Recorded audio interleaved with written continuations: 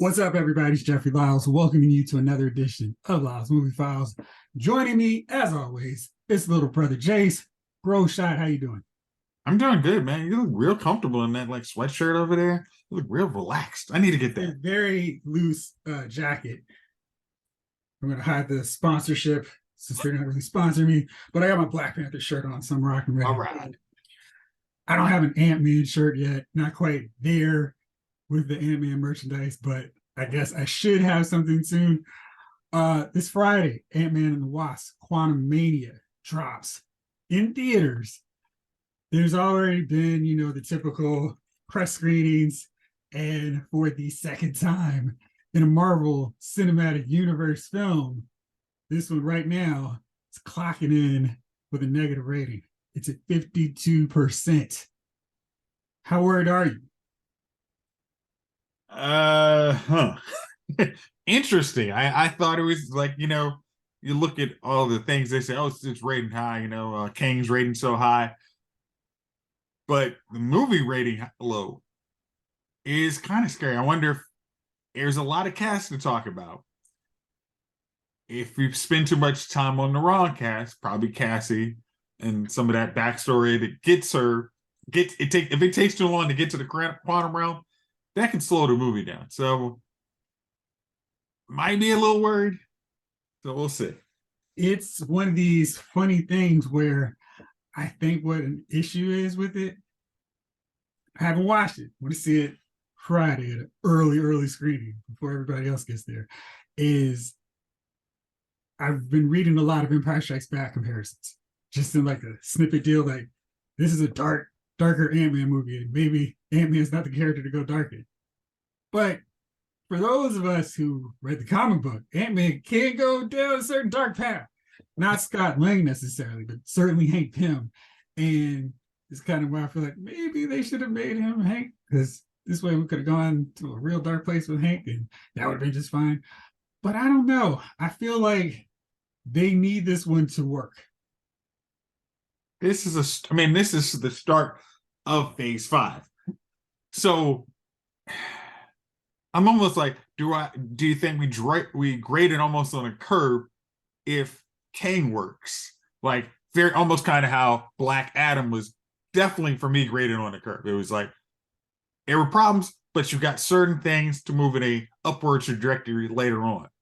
This one, and DC said, nah, we don't do actual positive movies. Bump your positive. But this one is like, I think. I mean, it's not like I'm the super Ant-Man fan, but it's like I want this movie to make. I would like the movie to make money because I want Kang to be an impressive thing. I want him. I want Kang to be the next Thanos and making Thanos almost look small. That's what I want. So everything that I have really avoided in terms of spoilers, just the spoiler-free synopsis of this stuff, everyone's raving about Kang. He is clearly, whatever problems exist with the movie, it's not Kang. Okay. Which is a good thing, of course, because he's going to be the main villain for this arc of films here, this arc of phases. So that's good to know that he's not the problem. Yeah, I think with Kang being good, it'll work, because in Guardians of the Galaxy, that was where he first saw Thanos. And I don't feel like a lot of people go, remember Thanos' first full appearance in Guardians of the Galaxy? He was just kind of there in a chair chilling. Then he showed up in Age of Ultron, grabbed the gauntlet, and that was about it till Infinity War. And then it was, oh man, Thanos is such a great villain. So I think that'll work with Kang, even if Ant-Man's not a raving success. What up, Chief? Hey, what up? What up? What's going on, man? Cooling. So the word on the streets is Ant-Man is not faring too well with critics. Right now it's a 52% on Rotten Tomatoes. Are you worried about this, or you don't care because you're gonna see it anyway? I'll probably see Ant-Man anyway. So Marvel usually gets my coin, even if it's a bad movie or not. I'm gonna say, and if you miss a movie, sometimes you'll be out the loop for miss the tidbits of the next movie. So you kind of gotta Marvel gets your money just because every story is kind of connected. So you know what I mean. So even if you don't particularly like the movie, Thor: Dark World, You know, I had another Thor movie in my mind when you were saying all this. I was like, I could skip Love and Thunder quite easily. No. yeah. Even if you don't particularly like the movie, you still know that it probably interconnects with another movie coming up or a previous movie that was done. So they'll get your money. They'll get my money anyways, regardless. I have to defend Thor: The Dark World because I know Jayce doesn't really like it. It sounds like you don't like it either. The only issue I had with that movie was the scene with Darcy and her dude. That was lame. And then Selvig running around in the skivvies. I mean, that was just weird. It felt like they were trying too hard to be funny. And I was like, this movie doesn't need to be funny. You got a darker tone. Stick with it. This comedy is just like fighting it so hard and it's not working whatsoever. Yeah. But I mean, Thor got to do his thing. He wasn't on Earth pretending to be a doofus. It was just, I'm Thor. Jane, you're here with me. And Endgame actually gives a little bit more meaning. So it's like, oh, okay, this is all the stuff that, you know. But anyway, I get what you're saying. But Thor is definitely Thor: Dark World. It's not my least favorite Thor by far. And anyone, I'm sorry, people who saw Love and Thunder, I'd love to have a conversation if they love that movie. Just seriously, please tell me how. Yeah, I was good after the 15th goat brain. Bye. Make it stop. Have I? You know what's funny? Have I seen Love and Thunder? Don't bother. You actually for your coin said, nah, we're good. And they I don't know why I haven't seen it. Like, I cannot remember. I've had to have seen do you remember seeing Tommy Lee Jones and Will Smith anytime lately? Tommy Lee Jones and Will Smith? No. Okay, they worked then. Okay.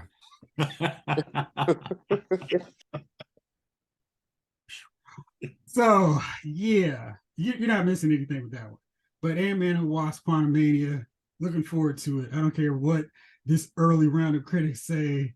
I'm hoping desperately that I can bump that rating up after I see the movie and crank out my review and add it to Rotten Tomatoes. Now, technically speaking, you can go see the movie tomorrow. I don't know how this is working because it's supposed to be released, but if you I do the Thursday preview, so I'm not. That's gonna be too many people. Can't get to theater yet for that, so I got to go with lesser crowds on Friday early morning or early afternoon. Yeah. All right, so the Super Bowl, as you know, was this past Sunday. I didn't watch most of it because I didn't want to see any obnoxious bandwagon Eagles fans flying out of nowhere. I mean, I had pictures on Facebook of cousins I didn't know rep Philly at all, repping the Eagles, which I'm like, what?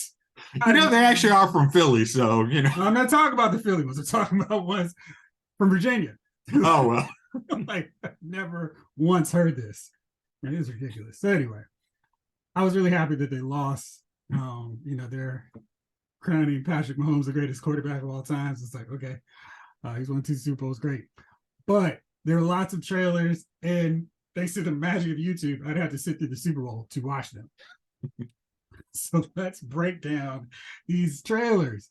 The first one that I was most excited about, of course, is one from a franchise, from a movie universe that I know will never disappoint me. Never, ever disappoint me. If there's some disappointment, it's the spinoff that we don't talk about, much like Bruno. It's, of course, Fast X. Good gosh, this trailer had everything, then some, and then the moon. I think we were seeing like rockets coming from the moon in this trailer. And Jason Momoa, just like, oh. I was like, see, this is how you use Jason Momoa. Put in Vin Diesel. You got John Cena up in there. Hey, what's up? I'm here too. I almost feel like after this failure of Black Adam, Rock needs to get on the phone with Vin and go, hey, let's squash this thing. I'll be there for Fast and Furious 11. I was over, after a little bit of time and reflection, maybe that wasn't manipulation. And Uncle Dom's back. Absolutely. and Uncle Rock is back. Oh gosh, yes, we're doing it. We're doing it for Paul. We're doing it for Paul. Yeah. That if you're going to say, hey, we're running 2 movies is our finale, that was a really good setup to me of how, like, okay, here's our backstory, here's why this bad guy is a thing. Go. And oh, here's all the things you remember. Oh yeah, that was a thing. I could see how that could be a thing. Oh yeah, all the guys, we're bringing it back to racing. We're going, we're going it back to the random place in Brazil potentially. Brazil. Yeah, it looks, it's like, hey, it's a Fast and Furious movie. It's gonna have ridiculous stuff, and that's what keeps getting our dollars. So, what do you think about the trailer? Yeah, I think Jason's exactly right, man. I think that the if you look at the first one compared to the last few, man, like this, it's almost like one big stunt movie, and then they put a plot in between the stunts. About family. Yeah. So everyone has been more outrageous than the one before it. And at this point, I think they just be like, yo, listen, let's just throw some stunts in there. Let's make the movie stunts, and then they just do a whole bunch of stunts and then put plot in between each stunt. Like, okay, we finished the stunt, let's add some dialogue here. Okay, we've done a stunt, let's add some dialogue. Because are you saying them shooting a car to the moon was just a random stunt for no reason? Duct tape held it all together. Listen, I'm not gonna have you coming from our franchise. I mean, I'm saying, man, that's how it is at this point. It's just, there's no reason, no rhyme behind most. I mean, there's just outrageous, man. I mean, what they drove the sports car out of the tallest building in the world and landed in the building next to. I mean, come on, man. Twice. It's nothing. Yeah, it's awesome. It's awesome. The dude caught his car on a hook in the sky and let the car swing him to safety, disengaged from the hook. Yes. And kept it moving. So no at this problems point, there with that. You know what I mean? Like, that's not even never phased by any of these stuff. When you met Dom, he was a racer. Now he's just, you know what I mean? Like, he's a shot he's caller, beyond that. racer / vigilante. Hey, honestly, he's a master mathematician. Because his geometry game is awesome. He's a demigod of cars. The demigod of cars. You know what I mean? Put that on the back of his charger. Yeah, demigod. Because I mean, he just. It's not even physically, it's not even possible anymore. Like the first joint, I remember the first one. Yes, he downshifted. He downshifted, and the car did a wheelie. And I remember going like, oh. And at this point, if a car does a wheelie, that's not even. It's about to launch in the air. Right. It's not. That's if the car's doing a wheelie. That's because he's wheeling it off the back on the top of a train, skipping the gaps. You know what I mean? Right. So it's not even. And look, as the train is going, falling off a bridge into the abyss, and he's trying. Have you seen Fast X? Nope. But I mean, I can imagine what's next. You know what's wild? Everything you guys are saying is true. And this is the only franchise that I give a pass to because I feel like they embraced the ridiculousness the second they had that safe barreling through Miami. And I was like, you know what? I'm okay with this. And from that point, I have just cashed in all my chips with questioning any logic to this franchise. And I've been rewarded by a really fun, really great franchise. I mean, if you just say it starts with Fast 5, then 6, one of my favorite movies, 7, last one with my boy Paul Walker, 8, 9, 10. It's like, man, this franchise has so much more to go, and I'm glad that it's not done yet. I have a question for you. Remind me. No, I'm asking a question right now. So, say you have Thanos level powers, or the snap, you could do this. I'm really curious. Which actor would you want to put back into a franchise? Paul Walker or Chadwick Boseman?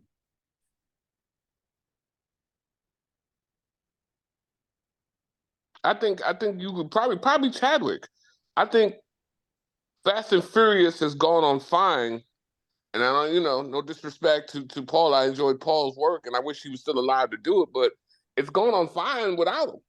I think the narrative of Black Panther has changed without Chadwick. So it was a totally different.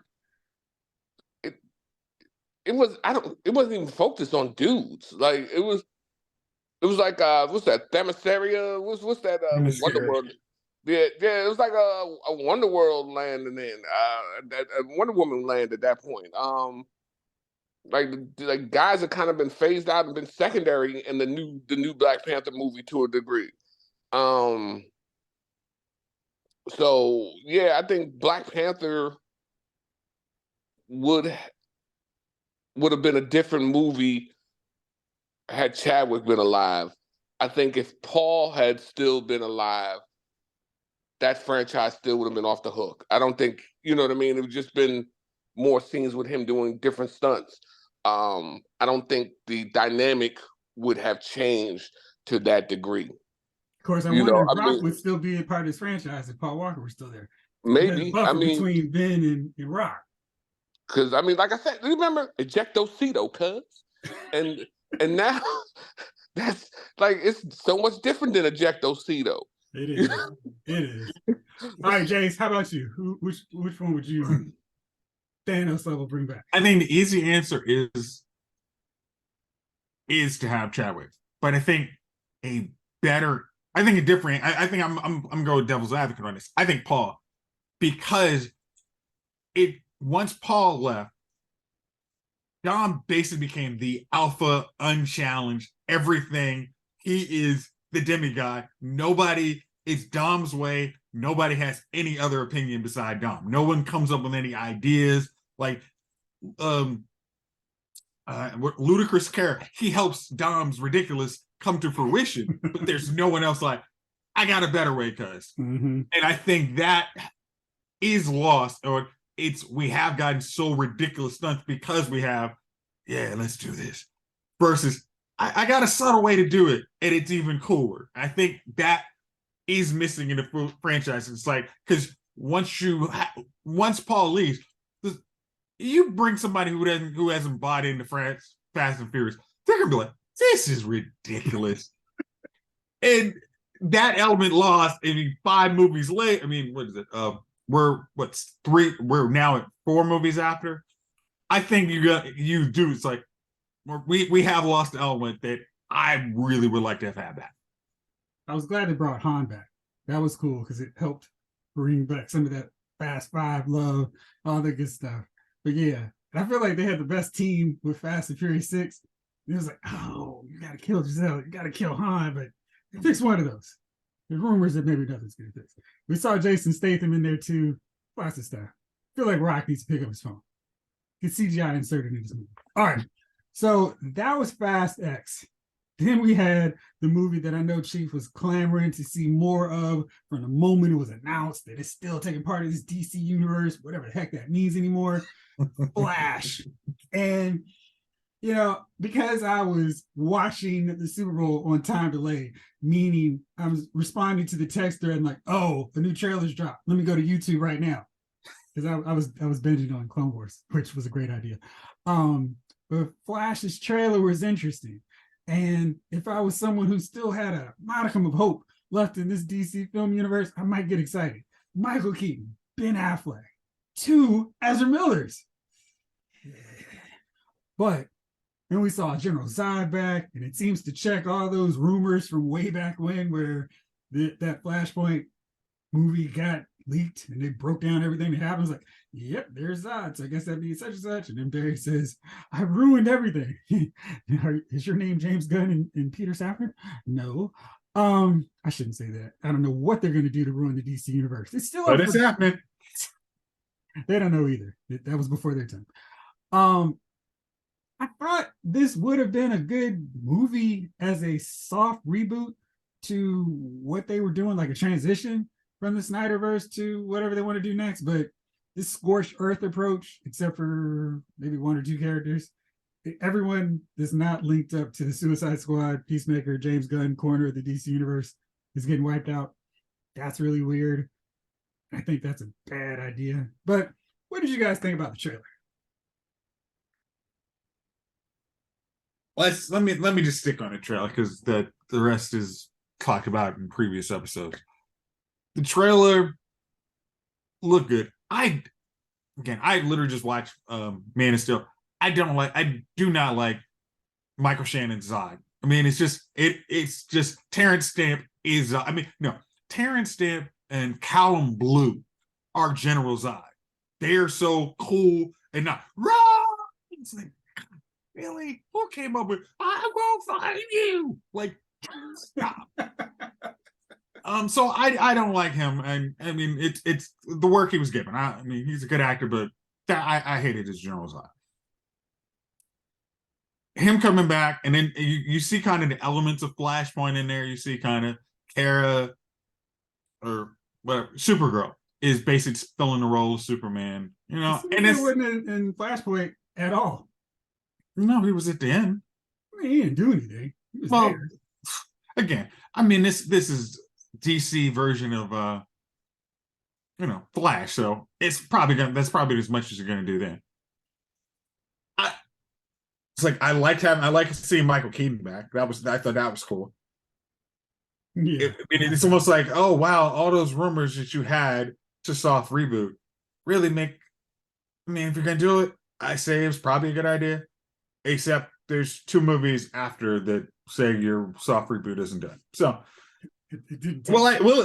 will it get my money? No, it will not get my money. That did not change. That did not change the equation. I'm still good on that movie. You're waiting on HBO Max, huh? Yes, I am. Oh man, jeez, I'm gonna have to go all these months without talking about this movie with y'all. No, you're not. You're not going to see that movie. Huh? You're not going. The only reason you're going to see that movie is to review it for LowsMovieFile.com. I know I can count on you to be with me in the chair in the theater watching this preview of Flash. How excited are you after seeing the trailer? Well, if we're in there watching the preview, that means we're not watching the movie. So that's fine. I can sit next to you in the theater and watch the preview and we can watch something else. I am done with DC. I don't care. I remember just the announcement a couple of weeks ago when he was naming all the movies was coming out, and I was like, I don't want to see that. I don't want to see that. I don't want to see the thing. I don't want to see the cartoons. Flashpoint, I don't want to see Flashpoint. And the funny part about this whole thing is it was almost a time where they almost scrapped this movie too. So right. So what's his name was wilding out. Running through Hawaii. He was Hawaii's number one most wanted list for a minute. Right. So how good is a movie that we were going to get rid of anyway, or we were close to getting rid of anyway? This movie is their necessary evil to press reset. But Gunn here's the thing: Gunn wasn't even on the project yet, right? No. So that's another thing. How is this even a vision of his? It's not. He is not. He's not taking any ownership on it. It's like I'm not having nothing to do with this, but I'm really excited about it. I think it's a great movie. And so far, his credibility hasn't been hit in terms of vouching for movies. So maybe it's good, but I just feel like where it is in the DC universe is already screwy because they've got Aquaman coming after this. They've got but that's my point. Yeah. That's my point. So why scrap all these other joints and then not scrap this movie that you're trying to rebuild the whole universe on? Like, you keep giving us movies that don't mean nothing within the universe. We're gonna give you a Green Lantern movie, but Green Lantern, once you sit here and watch the origin story, after that, we're gonna scrap this movie and the actor, no matter how much you like the movie, and then we're gonna move on to here, and we're gonna do this, and then we're gonna scrap that, and then we're gonna build this up and build it up, and then we're gonna say, nah, and now it just wasn't right. Right. So Flashpoint does what?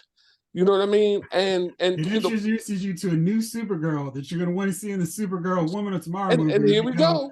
Here we go. But she's not cast. She's not. She doesn't have that job. Yeah. So again, it's like you could have had the cameo. You could have had the cameo of Gal Gadot and Henry Cavill, and then said, "Hey, this is your final appearance." But they chose not to do that. Just like, yeah, we're just gonna. It doesn't matter. It's scrap, but it doesn't. They could have even reset their universes. I mean, it's just stupid, man. And I don't want to see Flashpoint, and I don't want to see Shazam, and I don't want to see Aquaman, and I don't want to see none of them, man. So you know what? So whatever they do, man, they could just do, man. I've given DC my last buck.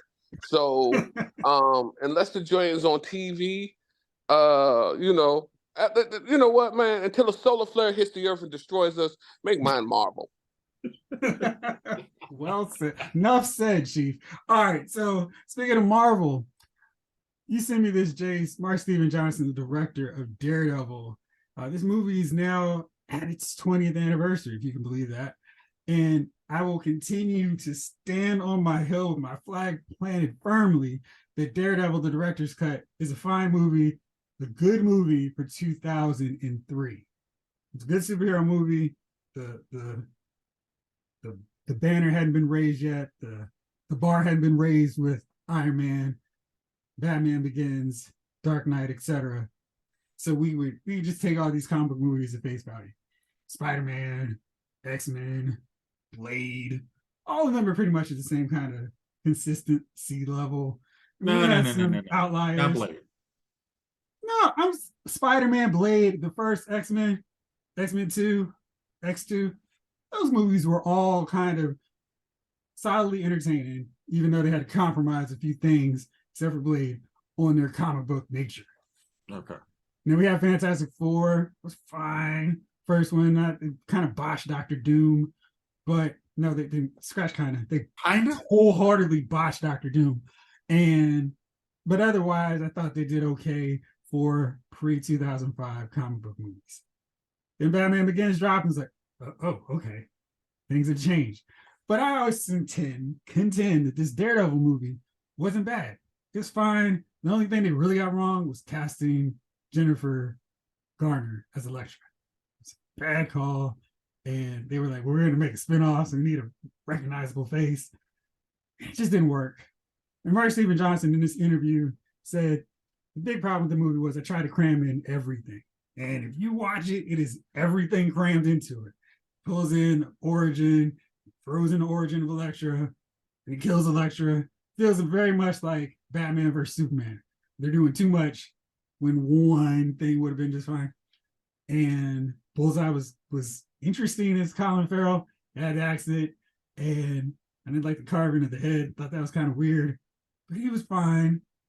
Michael Clark Duncan, great Kingpin, and he said, I don't care about the backlash. I got the best Kingpin for my movie. And I would continue to say that his Kingpin was just fine for that movie. Now, Vincent D'Onofrio's Kingpin is great in this TV series on Netflix/Disney Plus. But for the time, I was fine. What's your thoughts on Daredevil? And does it deserve the scorn that it gets these days, bro? Shot? No, I know sometimes it gets annoying hearing us agree with each other. But truthfully, it's like Michael, just if you look at certain parts, you get to see Michael Clark Duncan. Does he look like this big, imposing, could throw you basically out a window Daredevil? Yes. If you saw what was it, Armageddon, when the dude's taking his shirt off, he looks like he's 400 pounds and can throw you out the window. That's what Kingpin should look like. Put him in a nice suit, but he's a solid dude. So I'm chat. Ben Affleck's Daredevil. For the time, not bad. I think he had a good role. When they actually expanded the Matt Murdock character to go with Daredevil, far better. I don't mind Elektra as much. I think that was trying to put his love interest in the movie. I think that was what gets that a little backlash. Almost seeming like he figures out how to get his person in there. Yeah, so it was just they started dating from the movie. It wasn't like he was trying to work her in. Yeah. It wasn't a jiggly situation, but nah. But it was too much. Granted, put it as in the director's cut, you see it's a more fleshed out movie. Is it as good as Netflix, Marvel? Daredevil? No. But is it better than Green Lantern, which I also just watched? Yes. So unequivocally so. Jayce, Last of Us, Endure and Survive. Awesome episode. What did you think? and that was 10 out of 10 TV. I mean, that was built. I mean, it's like you building the parallels of other characters on Joel and Ellie's situation, and then you see kind of how they're trying to navigate the world, and then you kind of see Joel like, oh crap, I care about somebody now.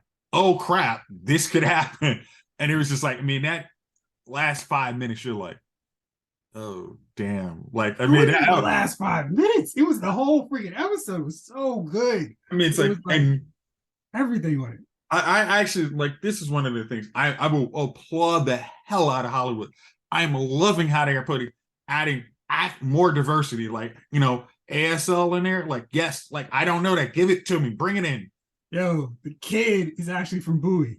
Yes, I watched the after the episode. I always watch those. Like, I'm like, okay, good. Like, yeah. And he, I mean, him and his character, the brother, they had such great chemistry. It was so good. It was like I thought they were family, and it was just like, y'all acted the hell out of this. And seeing that and how the parallels and that, like, that swarm at the end, I was like, oh god, oh yeah. And just in case you forgot, it's not just the people suck. This world is still an apocalypse world. It's like, oh crap.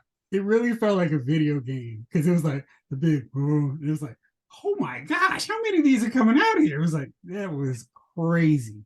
I mean, it's like, and I like the setup from last week where she hears the noise, like, we'll just ignore that. And it's like, the one thing you shouldn't be worried versus one dude who killed your brother. I know you want to kill that dude, but these things wipe out cities in the world. You need to care about them and figure out what's your plan to deal with them. And just we'll get to it later. Just lock the door. I'm sure it'll be fine. Speaking of Kathleen, one of the best action characters I've seen in a while that just so happened to be a woman. That's the example that they need to continue to look for when they go, oh, it's a strong female character. She was great. She had layers. She was vulnerable. She was mad. She was sad. Covered the whole thing. She made mistakes. She rallied everybody. She was a great leader. Got them doing everything. Admitted her mistakes or said, I know I'm wrong. I don't care. Exactly. Just great all around. But Chief, I know you said you haven't watched it, but this show is excellent. 5 episodes in, they've already had 2 of the best episodes of TV I've seen in the last 2 years. So highly recommend you checking it out. Yeah, this reminds me probably when you first started watching Walking Dead, and it was like, oh yeah, I'm in. So. All right, so it's that magical time of the week. Who's your nominees for Dummy of the Week? Roshan, who you got? Oh, well, after the news this week that dropped that Miguel and Lindy called it quits after less than a year. I'm saying the dummies of the week are all of us who continue to think the experts on Married at First Sight have a clue what the heck they're doing. No, I'm going to argue with you on that because they are literally going and then handing the bags of names over to Lifetime. These are the worst possible combinations we could possibly put together. And Lifetime's going, put them together. All right, I guess we got to do it. Because there's no excuse for these couples. But anyway. I mean, it's literally like almost like a post hoc rationale on why these 2 people are together. It's like, they don't look like they say. Neither one of these 2 are each other's types. But we think they're just going to ignore the fact that they're not physically attracted to each other. And they'll just magically get over and like it. It's like, I mean, the last actual successful couple was literally like, it's 3 seasons ago. Yeah, and it's like, you saw them on Jump. It was like, oh, wow, you're bad. Oh, you're bad. Oh, we got actual stuff in common.